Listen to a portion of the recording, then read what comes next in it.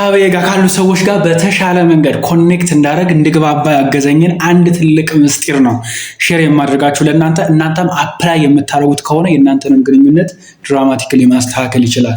ምስጢሩ ምንድነው? በምሳሌ ላስረዳችሁ። ከደንበኞቼ ጋር ነኝ ብዬ ላስብና እነሱን እያስተማርኩኝ ነው።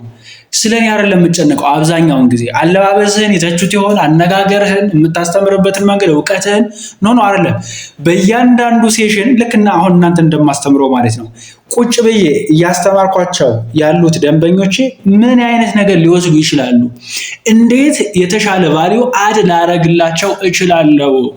ኬር የማደርገው የእውነት ነው። እነሱም ፊል ያደርጉታል። እሱ ፌክም ሲሆን ፊል ያደርጉታል። ሐሳቤ ምንድነው? በተቻለ መጠን ስለእናንተ ሳይሆን ኮሚኒኬሽን ስለምታወሯቸው ሰዎች ስለሆነ እነሱን ለመረዳት ስሜታቸውንም ሐሳባቸውንም ማለት ነው የዛኔ እንደሰማችኋቸው ፊል ስለሚያደርጉ በተሻለ መንገድ ኮኔክት ታደርጋላችሁ ማለት ነው።